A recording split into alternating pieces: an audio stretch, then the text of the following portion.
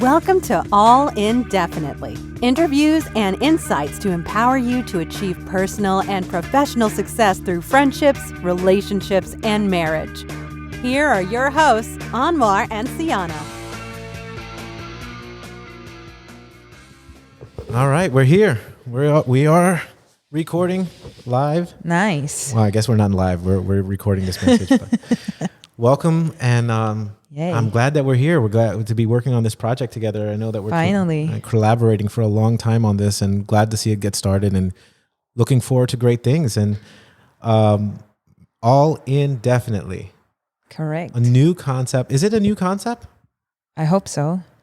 Well, we're going to find out. We're going to get a lot of answers in this show and talk a little bit about all the relationships, evaluating all the relationships that we have in our lives, from our friends to our relationships and marriages, and how to use the best relationships, how to have the best relationships to then have the best possible experiences in life and find success in that sense. That's right. Yeah. It's kind of difficult because a lot of people define success in relationships differently. Correct. Yes. We have to start by that. Yeah. So I want to start by first introducing the topic and what we agree on, because I see you and I are probably the only people that I know that agrees with the way we view all friendships and really marriages and relationships the same way. Yeah. And that is that all relationships that you have are indefinite. Correct. They are only for an unspecified amount of time. It could be unlimited. Yeah. Or it could be for a specified amount of time. And I think that's different because a lot of people view friendships as forever and relationships as seem to go on a path that lasts forever, and definitely marriages. People feel that marriages should last forever. And we're here saying the opposite. We're here saying marriages don't last forever. Yeah. We're telling most people that they've been wrong their whole lives. So how did you come to that conclusion? I'll tell you how I came to that conclusion. But how did you come to the conclusion that the marriages or the relationships that you have are not forever? They're for an unspecified amount of time. When I thought I found the one and then it didn't work out. And then I thought that I was at fault and it was me and I had something wrong or something I had to work on. And then I realized that there was nothing wrong. It's just the way it should be. I should love myself first and put myself first and then make sure that I grow. And with that, I can find somebody to grow with me. But if it doesn't happen, it's fine as well.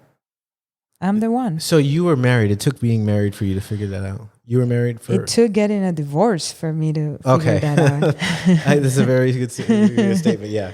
So you were married and you thought that you wanted to be married forever. Correct. I had found the one. You found the one. Yes. And obviously you're not married to that person anymore. Yes, and therefore, exactly. So what happens? You go through this time period where you're just feeling guilty about life? Yes, totally. Probably the last 6 months of our relationship was me thinking that I had something wrong and it was my fault why it wasn't working out and that I should stay there trying to make it work out.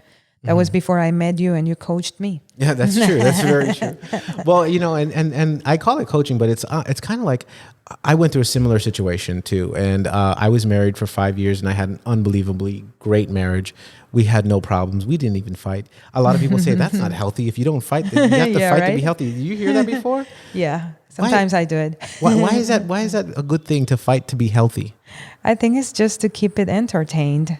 If you don't fight, it's like the same thing every day. You need to find reasons to disagree. So that I'm clear, you believe you have to fight someone to show that you're entertained by beating them up? Your partner, not beating them up, just our arguments, like just disagree with the person. And then you agree, you make out, and that's perfect. Make up. Make out. Yeah. No, make up. You make up. You make up and make out. Okay, there you go. Yes, fair enough. There you go. But no, I definitely don't agree with that. I don't think that you need to have a fighting. With the make up, make out part, or no? Well, that's okay. I understand what you're saying by that, but I don't agree that you need to fight to stay entertained. And I don't think the entertainment in your marriage should be, or your relationship should be, that hey, things are going so great. Maybe because I'm Hispanic and we need to be feisty. So maybe that's the You reason. know, I watch some of those. Think about it. I watch some of those shows, those telenovelas, as I'm trying to learn my Spanish, and I see the recurrent theme there. There you go. Yeah, it just has like this lasting effect on all of us, or what you're referring to. But no, I was married for 5 years. I had a great relationship, and there's a lot of like speculation why my marriage didn't work out.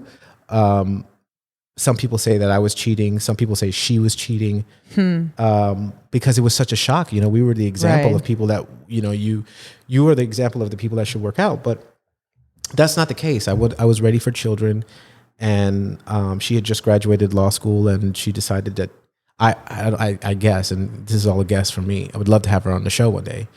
And we decided that we were just going to go our separate ways. And it just happened so quickly. I was completely crushed by this, by the way. But I saw that she wanted to go. It was her idea. Decided that she wanted to be over with our marriage.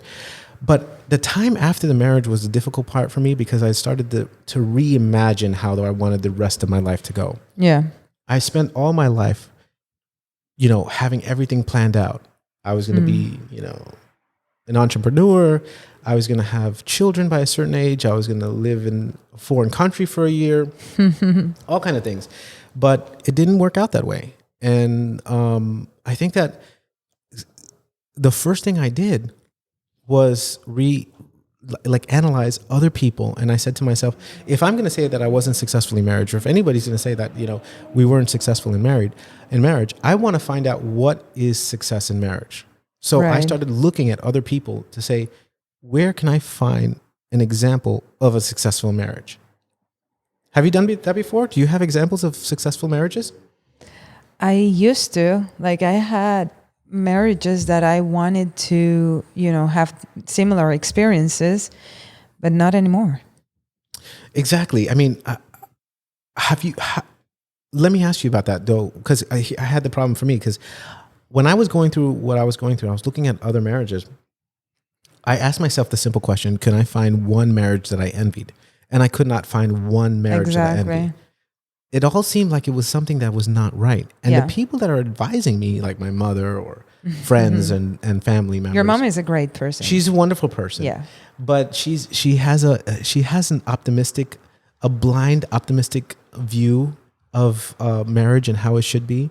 And although she has never seen it happening the way she describes it, she always believes it's out there. And I think that's the same thing that a lot of us suffer from. Do you think she blames herself for her divorce? My mom? Yes.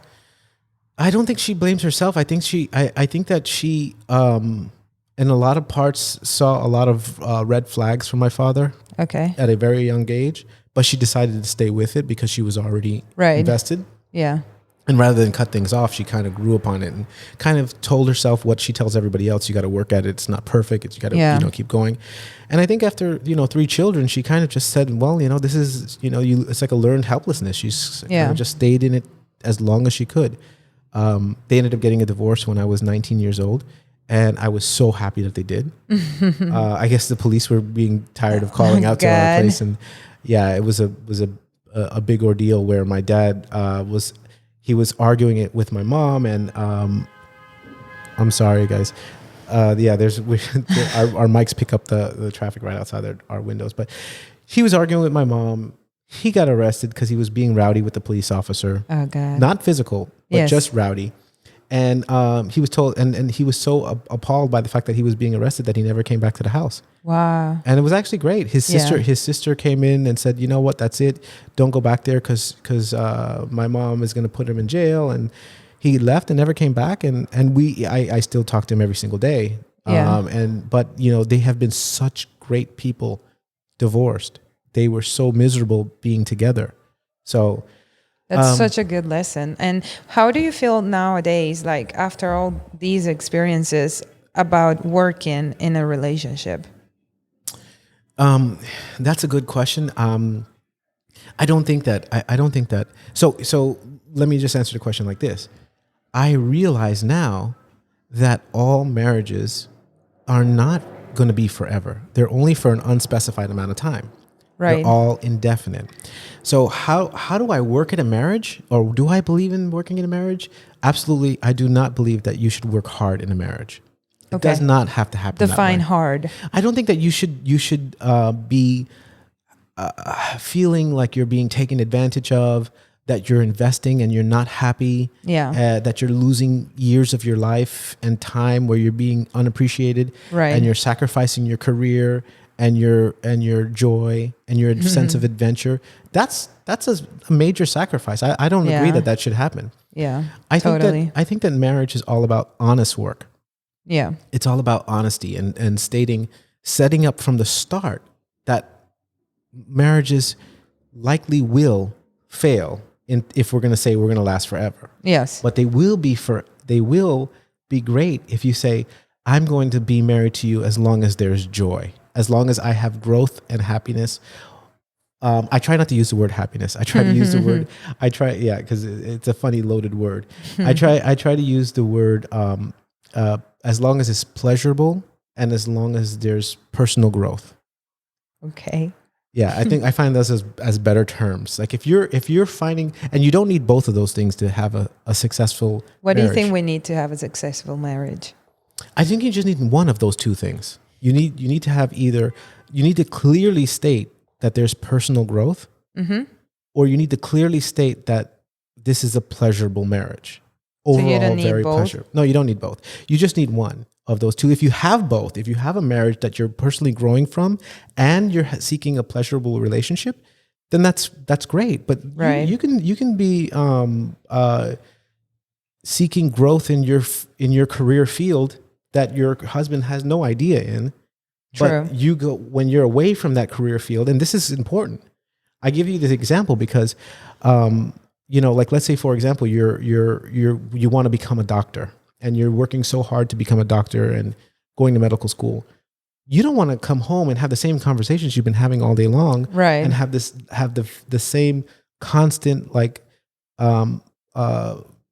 issues arise again. You want to break from that reality. Right. So sometimes having a separate, even though you want to grow in your field of that's what you seek, personal growth, but maybe you seek personal growth in another field. That's fine. It's all up to you. But you're getting a pleasurable experience with someone else. That's all you need. But if you have both, that you're having a pleasurable relationship and you're seeking personal growth, I think that's amazing too. It's just shorter lived. I see. Yeah. I just think it's very limited. I think it would be hard to live successfully with somebody who has your same ambition, because somebody needs to do certain things in the house, around the house, for example. And it reminds me of that relationship which you coached me to get out of, where the guy told me when I said that I would work during the weekdays while I was also working during the weekends. And he said, who's going to cook for me? And that was your trigger point. Yeah. It triggered you. Yeah. Like, okay, you can cook for yourself, or ask your mom to cook for you. I'm not going to stop my growth so that I can stay at home and cook for you. Yeah. And this I'm glad I understood now, but you helped me to understand that. And I'm glad that you bring that up, because in all these relationships, people tend to feel like to be selfish is a bad thing. Right. That you should be more giving, and you should be able to cook for your man or do anything for him. Yes. And provide, and he will mutually provide for you and do things for you, and you work together. I don't think that that's the most optimal way of doing things, because people don't play by the rules. Yeah. And but if you took your own personal growth in your hands, then you'll never let yourself down, because at least you can try. Exactly. And so that was a real point that you brought up, when he says, "Wait a minute, you can't do something for your own growth. Who's going to do for me? Exactly. You have to be here doing for me." And the truth is, no, he has to find a way to live for him, and you have to find a way to live for you. I think that mostly. And this topic is going to be reoccurring for the rest of our podcast and continuously on. But, it really boils down to what is necessary. And, right. Is what you're doing necessary right now? And and is it good for you in what you're trying to accomplish? Right. And if it's holding you back, it's important for you to let it go. And if it's helping you out, it's encouraged upon you to push it harder, to make sure that your bond is tighter so that you can be better off. So, I mean, that was my awakening was the time spent after my divorce, when I'm alone and I have nothing to do. And I had spent all of my time in my marriage pleasing my marriage. Yeah. And now I have to figure out what to do with my life. And not being able to find examples of somebody that's done it successfully and consistently. It led me to the awakening that marriage is not forever. Friendships are not forever. Relationships are not forever. They're all indefinite. Yeah. And they're here for us for a time. That time that you share with someone lasts forever. Yeah. But your time with that person does not last forever. Exactly. So that was my awakening, and I really wanted to share that with you and to the audience, because I want the understanding to be that taking a hard look at the real relationships that you have, the ones that you have, the people that you have around you. There are people that are overwhelmingly good for you. Right. That you should spend more time with, that you should grow more from, that you should learn more from. And there's a lot of people that you need to cut from your life. Exactly. And there's nothing wrong with that. Not at all. No. That's important for both people. Yeah. I think that when you understand that none of those relationships last forever, is when, at least this is what my awakening, it was when I understood that I was my one. D1, it was myself, because they won't be here or around me forever, and that's okay. So I will have to work on myself, and that's the only person I'm gonna have forever, Right. And so I think that's really important. And we actually have a question from one of our friends, because this is our first episode, but I wanted to share it with you. And I would like for us to discuss it. Yeah, I'll read it. So this is a recently retired attorney who worked in a very good government position. He had a daughter from we could just read the question. Previous marriage. Just read it verbatim? And he's now on his third marriage. And it seems like his story, at least that's what he thinks, it's repeating itself, meaning that he's been having the same issues in all three of his marriages, and which is, can we say it like that, sexless marriage? Yeah, that's a very definitive statement. Yes. Yeah, it says it all. So our friend says, I don't want to make the same mistake, but I have not had any sex in over 2 years. Can we make exclamations now, or we read the whole thing and then we talk? No, you can read the whole thing. Yeah. In the past, the sexless marriage forced me to seek sexual relations outside my marriage, which ultimately led to divorce. My wife and I share a loving and supportive relationship, but we sleep in separate rooms and act more as roommates. However, although we act like roommates, I am expected to stay true to marital vows and remain committed and monogamous. I have tried everything possible to ignite the romance, but to no avail. Friends of mine that have been married for many years seem to all have similar issues, meaning very little sex or a sexless marriage.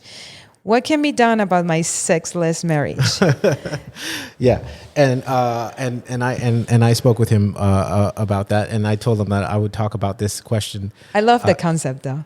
Yeah, I mean, I understand the concept. This is something that's not new, by the way. A lot of people have had this. I remember when I was married. Obviously the sex life in the beginning was very, very good, but just like every single sex life, it just tapers off and it goes less and less and less. Now, what is your opinion about that? Like, if people have been married for a very long time, do you think that what's happening there?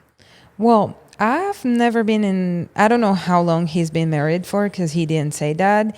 But my longest relationship was actually my marriage, and it was 5 years. Towards the end, I didn't really feel like having sex. And I also thought I had a problem with that. Like I thought I was sick or something, And I always thought that given the time, I would just talk to my partner and say, hey, listen, like we're not having the same, passion, or the sex is not the same. Let's try something different, which apparently he has somehow, because he said that he tried everything that he could. So yeah, basically that's what I would do. I would not only try everything possible myself, but also try to see what's my partner seeking or what would help the sexual life. Yeah. There's a lot to unpack with dealing with this question, because it deals with several assumptions. Right. So the assumption number one that Daryl is assuming that you're supposed to be married forever. Yeah, you're supposed to stay there. The first thing that you have to understand is that marriages most likely do not last forever. They are a product. If you look at marriage over time, there were times in history where you can marry more than one wife.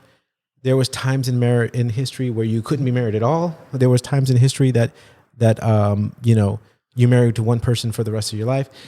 It's always, if you look back in history, it's whatever is necessary for the time. Right. In this time, women don't need men. Men don't need women for survival. We do need each other as companionship and all these other things, and children and all these great things that we'll talk about. But we don't need each other to survive. I mean, think about this. 150 years ago, women couldn't work, vote, get educated, do anything. Exactly. Today, you can do all of that. Yeah. So at that time, I can see you being married to one person for the rest of your life, because what are you going to do without that? Right. In this time, you can do anything you want. So the whole notion has to change. Right. So number one, Daryl's issue is that his assumption is that he has to be married forever. Yeah. Then if you have to look at marriage, what is marriage? Okay. Marriage, number one, is a public acknowledgement. Mm-hmm. Someone knows that that's your person, that's your spouse, that's somebody that you are committed to. Right. Number two, there has to be sex. Number three, there has to be intimacy. I should have said it the other way around. It should be intimacy second, because intimacy is about sharing secrets. Right. And, of course, sex. And then number four is the same shared belief. So we have public acknowledgement. We have intimacy, sharing secrets. We have sex, and then we have the same shared belief. Remember, some people can say, we're married and you have to cook every day. But some people say, not because I'm married, we have to. Correct. So you have to share the same belief, whatever those beliefs are. Right. If it's religious, if it's whatever it is. Yeah. Okay? So we have this part right here that Daryl's going through, and for the third time. And in the previous relationships, he sought sexual relations outside of his marriage, which led to divorce, and he doesn't want to have that same problem happening again. And now his wife they're living together, but they live in two separate rooms. Like she has her own room, he has his own room, which it's common actually. Is it? It's not uncommon. I wouldn't say it's common, but I would say it's not uncommon. Okay. And how much intimacy do you think you can have with somebody who doesn't sleep in your room? Oh my God, you have a tremendous amount of intimacy. Really? Tremendous amount. Yeah. Oh yeah. I think I talk the most when I'm ready to go to sleep. Yeah, I mean that's true, because that's when you're laying down with your thoughts. But when really and truly, if something's bothering you, if something's on your mind, it becomes part of all of your conversations. Kind of feel like wherever you're at dinner, or if you're laying on the couch, or if you're going for a walk, it's whatever you're doing. It's that current activity. You can do that with friends. I mean, think about it. Think about when you were growing up as friends, when you had in grade school. I mean, your girlfriends that you had, they would know. Every boy you kissed, they would know any test that you were struggling with. They would know all your intimacies, and you didn't lay down next to them. True. So you can be very, very intimate with a lot of people without anything else. So I just want to of the four elements that I talked about, these are elements in marriage, which is public acknowledgement, intimacy, sex, and shared belief. They are all subject to change. None of them are guaranteed always. So now Daryl's asking this question, what to do about my sexless marriage? The difference here, what Daryl needs to understand is that he's missing one of the elements of being married, what I would call a marriage. And of course, marriage is all up to interpretation, it seems. Some people think it's because you have to have a license to call yourself married. I disagree with that. License is just a license. And we can talk more about that later on. But you're with somebody, you're that's your spouse or that's your boyfriend, that's whatever it is, that's your person that you're with. That's your person. And that just means that if you get to a point that is in a sexless marriage, I'm sorry to say, you've achieved divorce. Right. You're not in a marriage anymore. You've gotten all the good out of that. Now you need to separate and say, okay, now we can lose the title because we're no longer married, but let's just stay friends. So going back to the work in marriage, do you think they should work for a better sex or for sex? Trying to have sex? No, or that's what you would consider part of working on your marriage? It's all it's all up to the individual. I can't really tell anyone how to live their life, but I can let them ask the question in their mind, is it worth it or not? And if you're in a marriage and your husband is expected to get sex nowhere else, only with you, and you cut off that ability, what is he supposed to do? Is he supposed to, is all the pressure supposed to go to him and say? Well, it all depends because we only have one version here. It would be good to hear our friend's wife's version and see how she feels about it, because maybe she doesn't feel that he's done everything possible like he thinks. But you just said that. You just said that in your previous marriage. You said that after but he 5 felt years, differently. Well, let's just ask you. After 5 years, you were no longer having sexual compatibility, I want to say. Right. That's good. And was it his fault? I think it was both our fault. I don't know. Or no fault at all? Maybe, yeah. So that's the kind of question. It's a hard answer, right? Yeah. Because people don't think about it that way.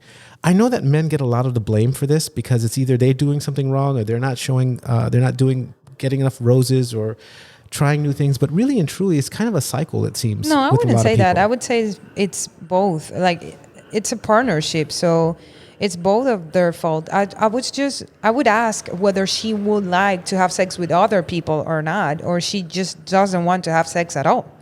Like, that's why I would like to have both sides. The thing is I've had that conversation with the previous ex of mine, and where I had a similar issue to what's going through right now, and I'm sorry, there was a little background noise here because of our mics, and I'm gonna try to adjust the gain to make sure that I don't pick up enough background noise. But I was just trying to in my previous relationships where I was going through the same problem like this. I was always said that is it my fault? Is it something that I'm doing wrong? And if I'm doing something wrong, what do I do right? Like, how do I fix this whole scenario? And all of this is on my mind.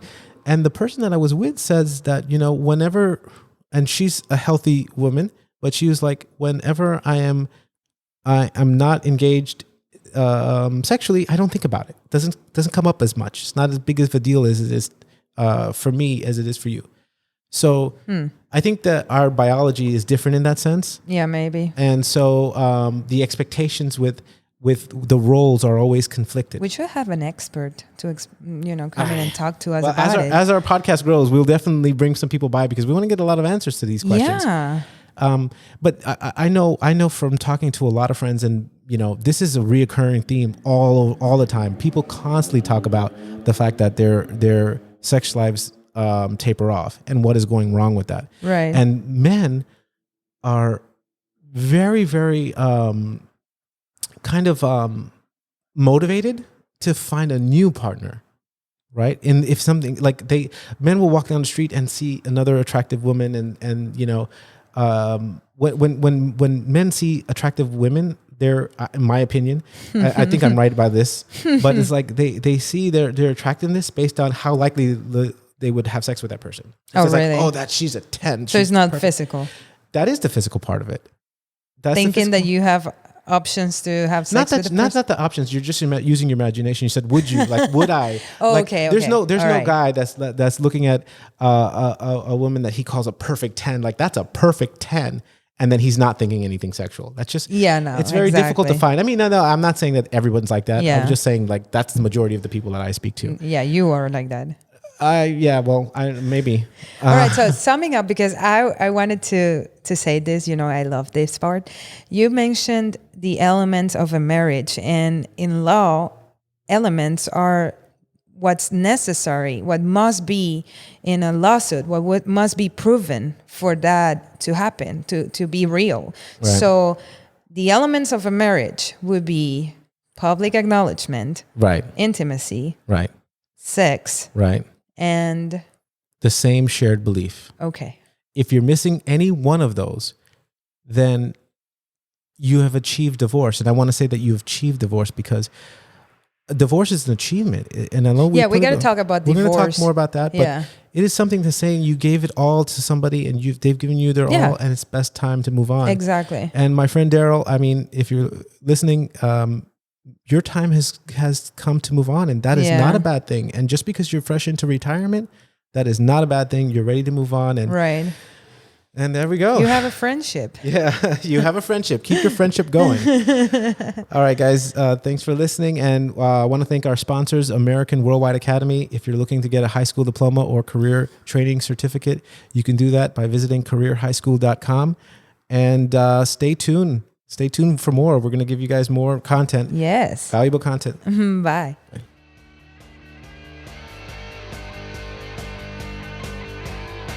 You've been listening to All Indefinitely. Help us spread the word by subscribing and sharing the show.